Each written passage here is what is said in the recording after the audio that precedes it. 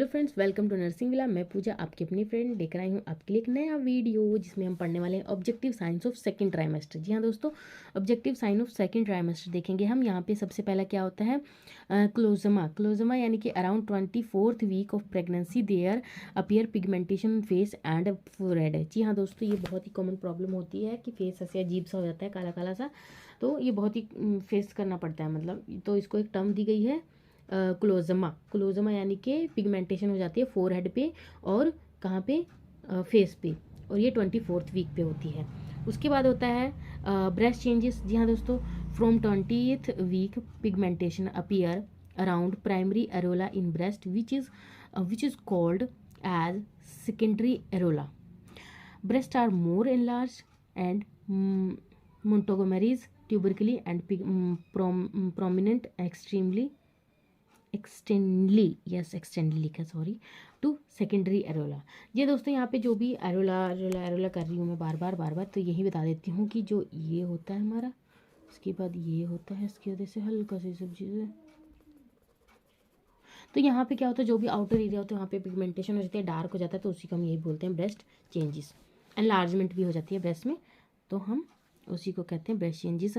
यहाँ पे क्या होता है, striae become visible and colostrum become thick and yellowish. Colostrum यानी कि जो मदर की ब्रेस्ट से सबसे पहला जो फीड आता है उसमें क्लोस्ट्रम का अमाउंट जाता है, जो कि कैसा होता है, येलोइश होता है। क्लोस्ट्रम का अमाउंट उसमें बहुत ज़्यादा होता है, तो उसी को हम क्या कहते हैं, फर्स्ट फीड बोलते हैं ना। अभी बच्चों को जरूर कराना चाहिए। क्यों कराना चाहिए? क्योंकि उसमें क्लोस्ट्रम होता है, याद रखिएगा।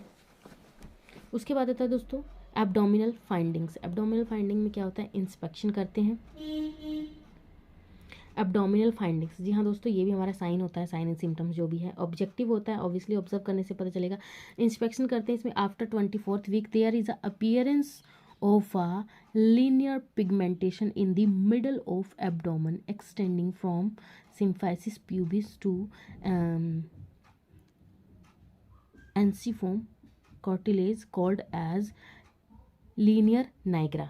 लीनियर नाइग्रा, जी हाँ दोस्तों, लीनियर नाइग्रा मैं आपको बताती हूँ। एब्डोमिन फाइंडल, जो ये साइन का नाम है, ये अलग चीज़ है, ये इंस्पेक्शन भी अलग चीज़ है। जो आपका मेन साइन का नाम है वो है लीनियर नाइग्रा। जी हाँ दोस्तों, linear Niagara.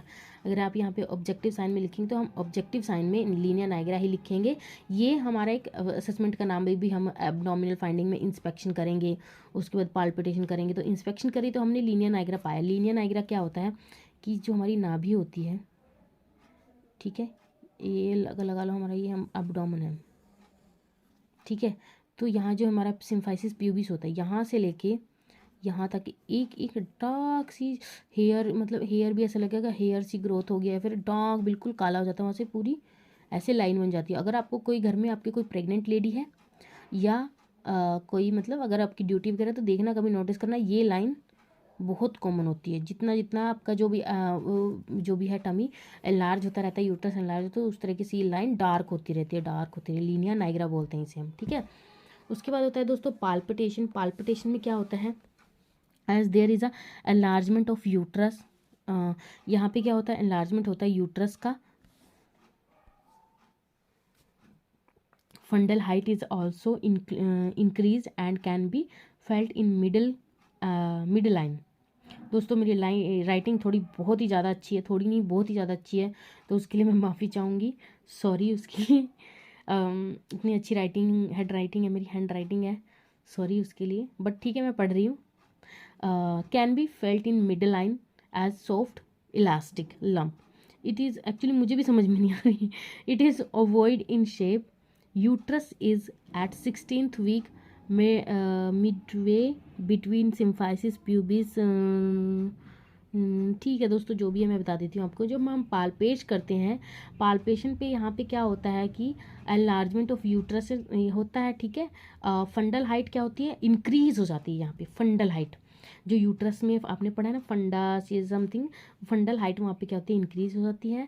Can be felt in middle, और कहाँ पे फील होता है वो, मिडल में है, सॉफ्ट इलास्टिक लंप की तरह, ठीक है। ओवॉइड शेप का हो जाता है। और 16th वीक पे क्या होता है, सिम्फाइसिस और सिम्फाइसिस प्यूबिस एंड सबक्यूटेनियस कुछ ऐसा ही है, उसके बीच में ये प्रेजेंट होता है। उसके बाद 20th वीक पे ये 2.5 सेंटीमीटर बिलो हो जाता है अम्बलाइकस से। हाँ सच्ची ये अम्बलाइकस है, this one is umbilicus. Okay, symphysis pubis और अम्बलाइकस। उसके बाद क्या होता है, ये बिटवीन अम्बलाइकस में ये 2.5 सेंटीमीटर अबव हो जाता है, बिलो हो जाता है सॉरी।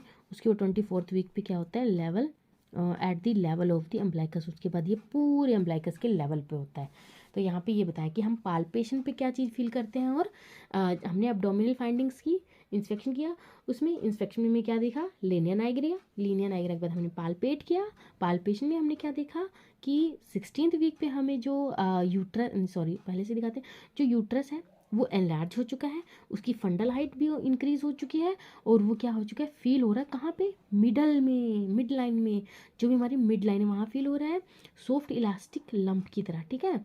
और ये क्या ओवॉइड शेप का हो चुका है। और यूट्रस जो हमारा 16th वीक पे, यहाँ पे देखेंगे 16, 20, 40, 16th वीक पे हमारा एक ऐसा है, कहाँ पे है, बिटवीन, मतलब मिड लाइन, मिड लाइन है यार, sorry, medially between symphysis pubis and umbilicus के बीच में दिख रहा है। और 20th वीक पे 2.5 सेंटीमीटर बिलो हो चुका है अम्बलाइकस से। उसके बाद 24th वीक पे क्या है, यहाँ पे लेवल ऑफ अम्बलाइकस, पूरे लेवल पे आ जाता है अम्बलाइकस के। तो दोस्तों ये बहुत इंपॉर्टेंट चीज़ें हैं, इंपॉर्टेंट चीज़ें याद रखिएगा एग्ज़ाम के टाइम पे। उसके बाद हम देखेंगे एक पॉइंट छोड़ रहे हैं हम, जो 28th वीक पे हमें ये कहाँ पे आ जाता है, at the junction of the lower third and upper 2/3 of the distance between the umbilicus and ensiform cartilage. दोस्तों इतना डीप में जाने की जरूरत नहीं, बस वो जितना मैंने पहले पढ़ा है उतना काफ़ी है, ठीक है। उसके बाद ये आपकी नॉलेज के लिए पढ़ लीजिएगा, बाकी उतना ठीक है। उसके बाद आता है हमारा और सिम्टम्स, जो हमारे नेक्स्ट सिम्टम्स क्या है, ब्रैक्सटोन हिकेक्स कॉन्ट्रैक्शन। ये कॉन्ट्रैक्शन कैसी होती हैं ये बताते हैं। ये भी एक तरह की कॉन्ट्रैक्शंस होती हैं। क्योंकि दोस्तों मैं आपको इतना अच्छे से इसलिए समझा पा रही हूँ क्योंकि मैं कुछ सब चीज़ें फेस कर चुकी हूँ, और उसी टाइम पे मैं गायनी पढ़ रही थी।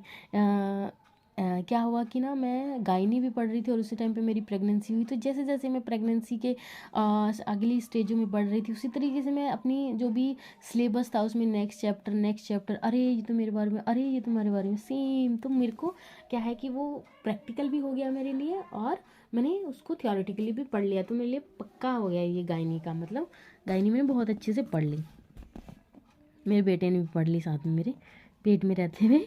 Irregular infrequent spasmodic and painless contractions are also felt. Women cannot feel the contraction at this time, but these can be felt by the placing a palm on the uterus and also on the side of uterus. दोस्तों ये जो ब्रैक्सटोन हिकस contraction होती हैं, ये क्या होती हैं, irregular होती हैं, ठीक है, और इनफ्रीक्वेंट होती हैं, स्पास्मोडिक होती हैं, ठीक है, एंड पेनलेस कॉन्ट्रैक्शन होती है। स्पास्मोडिक एंड पेनलेस कॉन्ट्रैक्शंस होती हैं। ओके, समझ गए हैं आपने क्या कहना चाह रही हूँ, क्योंकि उस टाइम पे हमें पता ही नहीं चलता कि हमें कॉन्ट्रैक्शन हो रही है, पेन तो कहाँ से होगा। जी हाँ दोस्तों, उसके बाद यहाँ पे बताया गया कि एक वुमेन जो होती है फील करती है इन कॉन्ट्रैक्शन को at this time, but this can not be felt by placing a palm.